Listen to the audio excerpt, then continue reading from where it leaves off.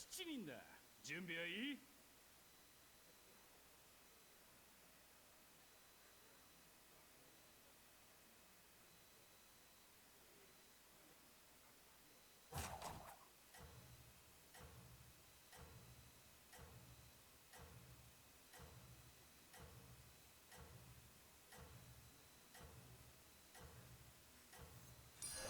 そつなく働くミニオンを揃えとこう。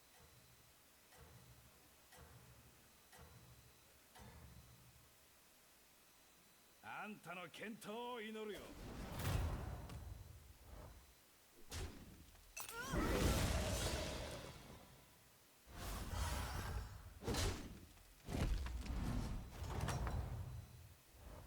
調子いいね。おせおせでいこう。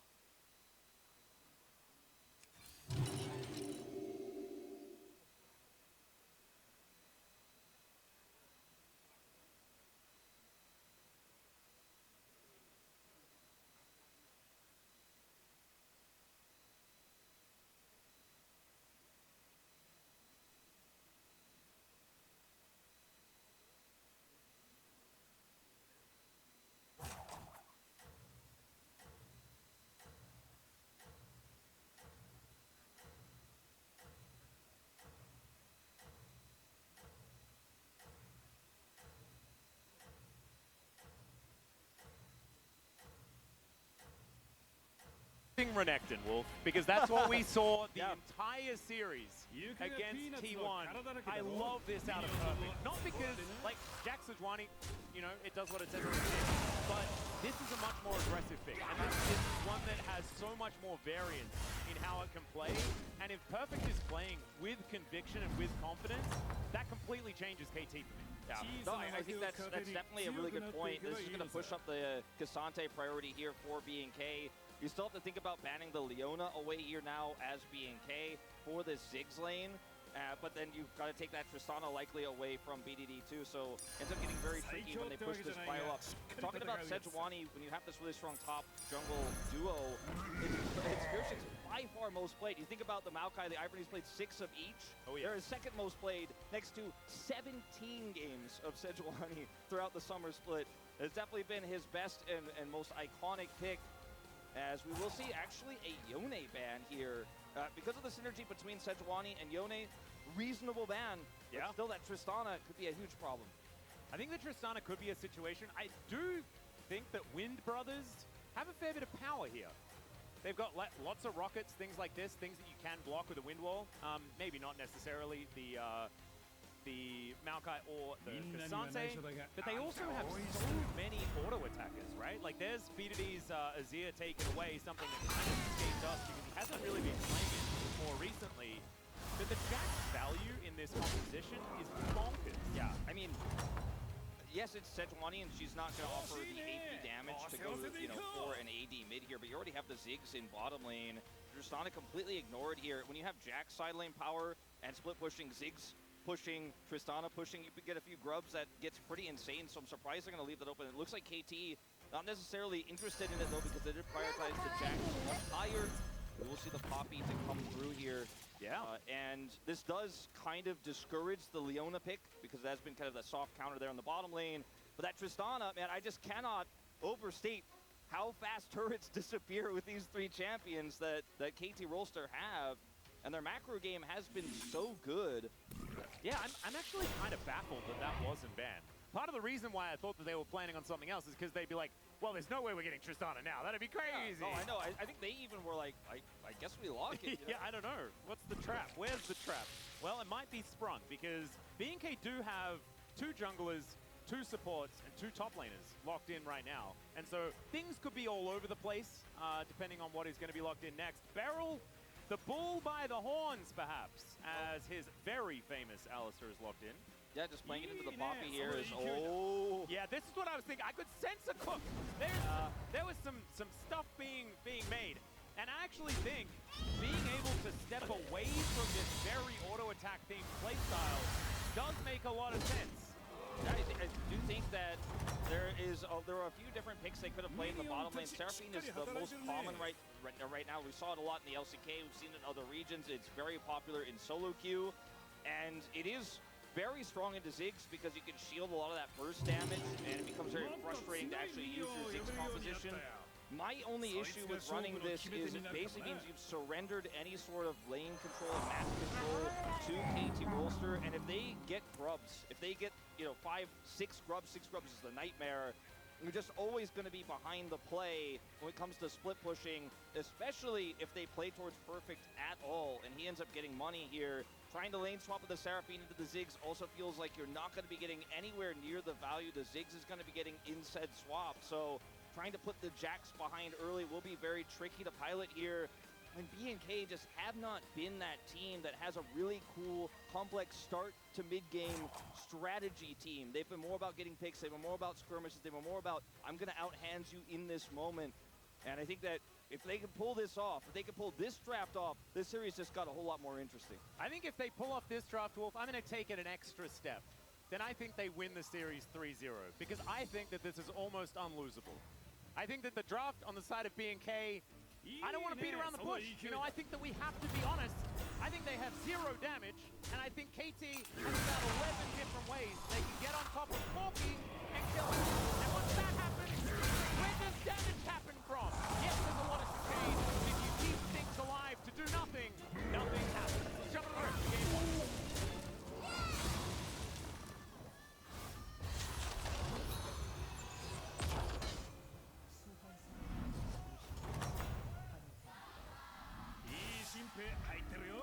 Okay, I might have gone a little bit overboard, but I feel like it was kind of... not really. I just, you know, you said the quiet part out loud. Yeah. I was kind of like, well, if they went with this, I mean, it says a lot about... The elephant snuck into the room, and instead of ignoring it, we just turned over and yelled at it. As Def is walking away. Holds onto his flash, he's fine. Yeah, a little satchel start. That's all right. That's totally fine. Won't have to flash. We'll be able to back here.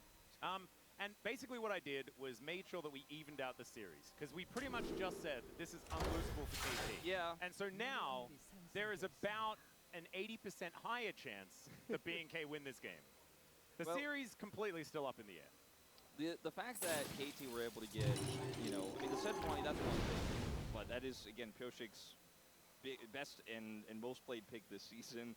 Then they have the Tristana and the Ziggs, and then there's a Jax in a favorable matchup.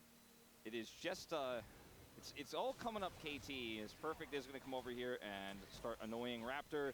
They're lane swapping Def to the top lane. Alistair still in the bottom lane here for Barrel. And that's some popcorn chickens for Perfect here as well. He'll grab those. And Clear is just going to fight Def just a little. There's no pool party Ziggs, which is another nerf to KT, so maybe we feel a little bit worse about how this one's going. As Barrel's just sort of wandering around here on this bottom side. Yeah. And we'll see how he goes after either Perfect teleports down there or Yoshi gives him a hand or something like that. It looks like no dive is really being set up at the minute. So at the same time as Def is going to push this out to the TP bottom, they also deny Raptor a little bit of farm. They get Yoshik ahead. He's got control of his part of the jungle right now. The hero coming up here level 1. Trying to get something done here, but has no agency closure. Doesn't have cryo. And Barrel is just chilling. He's also not losing too much experience down here in the bottom lane, so this is feeling very good for him. There's that teleport. It's actually going to be from Perfect. Yeah. Very interesting that they're getting in for Perfect. Oh, no. There's the flash. Gets it out of Henna as well in response. Not able to quite get the headbutt back into the waiting arms of Perfect there, but you'll take the Summoner Spell trade because Barrel still has one. Yeah, he does have the Hex Flash. Now Henna being down flash, pretty frustrating for potential follow-up gank. Wait, but they to freeze. Yeah. Oh God. Well, that's no now Henna has no flash, and this Jax will kill the Seraphine that's flashless if he gets on top of her. As Deft is speaking range. of getting on top of them, okay, sidestep. I guess that's how you do it. Just don't get hit, forehead. And you know, you mentioned KT having kind of the strongest earlier part of the new meta. This isn't, you know, anything that's very groundbreaking, but it is quite unique in how they've lane swapped the Alistair bottom, having the Jax teleport down into the Seraphine, and Deft just feeling very good about winning a lane into this Cassante. The Jax did suffer a little bit of lost experience obviously being in a lane with 2 people, but they get the flash away from Henna. He doesn't have any big leads, and Yoshik is getting so much value, and he's going to come up here for a gank. Yeah. Short fuse, not quite stacked up here from Deft. Throws out the bouncing bomb, does not find clear. With 3 caster minions, I don't know whether this is dive territory, but Pyoshik will have you believe otherwise. As now picks up the turret aggro. Winter's Wrath does come down. Do they have the damage? The answer is no. Passive does come on through, but Deft almost just dies from one charged up turret shot. That is going to be the back coming on through. So double teleports now available for both Deft and for Clear. So not a whole lot to be gained or really lost in that instance. Yeah, I think the big win here is for B&K though, in terms of they had the teleport and the Jax is losing experience bottom side. I think that KT felt like they needed to secure that kill to make it worth it for the lost experience for their Jax there. And they do end up unsuccessful. Deft is going to teleport to the top lane, started walking, but then ultimately decided to TP, so under a little bit too much pressure there in the bottom lane to try to swap that back. Yeah, perfect already TP'd, he couldn't TP back to the top side, so that gank failing is actually pretty huge for B&K. It's really interesting that they are making sure that they give Deft that solo experience. I mean, one of the reasons why there were mages in the mid lane for the majority of the times is that you scale a lot with levels, right? Like, it's not the same as at 80 carry where you get a lot from items. Casters get a lot from levels as well. And so, moving into that, I mean, Jax also wants levels, so it's not necessarily like it works out perfectly, but getting towards Mega Inferno Bomb a little bit faster, you know, these sorts of things could actually be consequential for fights around Grubs, exactly. And that's, I think, the main thing here is Deft is also going to just be straight up closer to the Grub fight. You can just walk straight over to it. They're definitely going to contest this because they're the ones with the Tristana, Ziggs, Jax in their composition. It is really imperative for them to start stacking those up early. They do spawn here in 30 seconds. It's a Chemtech Dragon as well for the first Dragon, so feels pretty ignorable. You're feeling like you're high rolling if you're the Grubs chasing team as Duro. Yep, Duro finding that angle there, does get the charge forward, throws out the ulti, does BDD, still holds on to the flash. I don't think he has to use it. Just rocket jumps eventually, and he'll be A-okay. So loses a bunch of health, doesn't have TP, and so we'll now need to cede a little bit of ground here to close up. Yeah, and I mean, this is with the Grubs spawning in 5 seconds here. This is a really huge play from Duro to get BDD's ultimate half his health bar here. Oh, yeah, great interrupt there on the headbutt. Now Pyoshik is going to be free for the next little while to throw out that Arctic Assault, but not going to actually go for any extra engage onto Duro here as Raptor starts this up. Throw one down, Banana Brush battle. But it looks like B&K should be able to secure this unless Deft can get something done. Level 6 has actually been picked up, but isn't going to offer a Mega Inferno Bomb right now. Yeah, if he had vision, I think he definitely loses it and tries to steal it. But yeah, I was expecting something like that. I mean, he technically still could, but it would just be a dart thrown in the dark at those Grubs, so doesn't go for it, but you hear a big cheer in the crowd on the B&K side. 3 Grubs for their competition is, it's whatever, but denying that KT's competition is a massive win. I think that giving those up would be really, really rough, so really good utilization of the chunk onto BDD. It's not often you see like no flash being burned, no big cooldown outside of Buster Shot being used and still being able to get something this big from it. Really well played there by B&K, understanding that 2 extra buttons is going to give them that angle. Yeah, and this is with the Ziggs, controlling range in the top matchup on the top side. Like, KT were pretty well set up for that, but Duro makes a pretty heroic play there. And, now we're looking at gold leads kind of fizzled out here for KT. There were a few hundred gold ahead, but after those Grubs come in, it's kind of evened up here. I mean, 3 Grubs are still available for them to take on the next Grub set in 3 minutes time, but you really wanted to stack, 5 of them. 4 is like worst case scenario, but 5, 6, that's when you're really ripping those turrets off the map. So being able to slow this game down here for B&K is absolutely what they were looking for. Perfect still in this matchup down here against Henna, and is starting to, farm it up, but doesn't have any significant leads or anything like that. So we are starting to look for a posture around this Dragon. The one good thing about Chemtech Dragon is it means you don't have it as a soul, so it is going to be valuable in that regard to start stacking. The best thing about it is that it may not exist later. Yeah, that's how it works. It's beautiful. Duro just going to pick up his buckler here, wandering around, BDD in the area, and of course, Steadfast Presence is very, very valuable. As Beryl might have to flash if he wants to look for an angle, does instead decide to just throw a headbutt to the wind. Sometimes you got to do that, trade buttons. Now Deft still doesn't have teleport. Yeah, there's the ulti right on top of Henna. That is going to be, first one should be coming through, but never mind. The encore comes down and Pyoshik is going to die. Henna with the sickest of outplays. Oh, so sick by Hannah flashes and then reverses the ult. Charms them, pulls Pyoshik under turret, has the follow-up there. Pyoshik goes down, and what looked like was a free dragon for KT. KT got greedy. They were like, oh, we get Henna here. We lock him down. Maybe he doesn't react to the ult, doesn't flash. We take him out, and then we get the dragon. Instead, they lose all their health. Pyoshik dies, and they give the dragon almost the play. A very big disaster here from KT Rolster. And, you know, like you said, you know, the trap feels unlosable, feels a gap, doesn't have all the tools. The state tools, BK getting some big incremental advantages in this game. Yeah, and look, we don't want to overstate it or anything. Gold is even, it's a Chemtech Drake. It's not exactly end of the world for KT. And I think as the game goes on, you know, they have a little bit more flexibility in ways that they can win the game, right? Like, you're going to generally win side lanes if things are in a relatively even state. You've got wave clear for days. Like, it is a little bit more comfortable, but that does not stop this from being an absolutely amazing play. All right, so he's stunned. Shields flashes, ults gets the charm, gets the root. Pyoshik comes on a turret. Pyoshik then flashes while still in turret aggro. 이게? Yeah. Dead what? He's not real happy with it. Nope. And yeah, Hannah just handled it well. Also expected that the play was going to be made there, and just handled it super well. I mean, one more tick of his health and he's dead before he can actually make that play, but he does it with the last sliver. It might have been that if the passive wasn't stacked up, he might have just been dead. Yeah, I mean, managed to have that one available. Certainly a game of inches, but he played it so well. Consider also the top dive was also just one, you know, just one little extra auto to kill clear, and they fail there. They fail on the bottom side. BNK now contesting the second set of grubs here. KT would not be happy with even all three. I don't think they will. Yep, no encore available here from Henna for the next little while. That might be a way for KT to try and get themselves in here as, all right, Keeper's Verdict does come on down. That's going to get rid of the cow as they're looking to try and get themselves a fourth grub, but the reset does come through and the poke is there.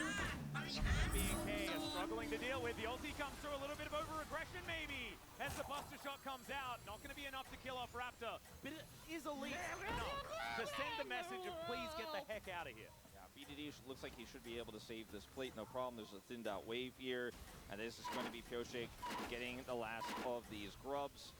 Does have his smite available for this one.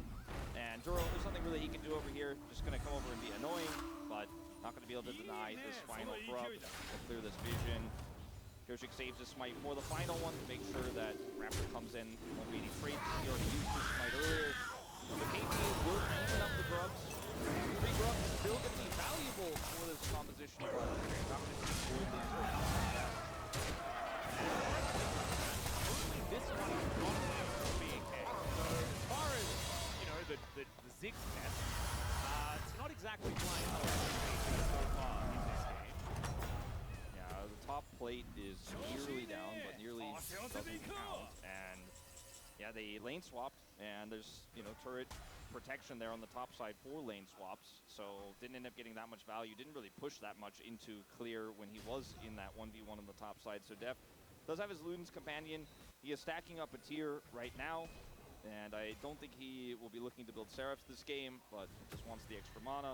Yep, And I do it's going like to make that. someone on the desk maybe a little bit unhappy, but at the end of the day, not too terrible of a start here for him, but not the start you were looking for. And the lack of grubs means that once he starts getting unlocked through satchel turrets, he's going to have a little bit of a slower time with it than he would otherwise have liked. Yeah, and at least does manage to even things out, right? Like, he has that extra grub advantage, but they did have to fight for it.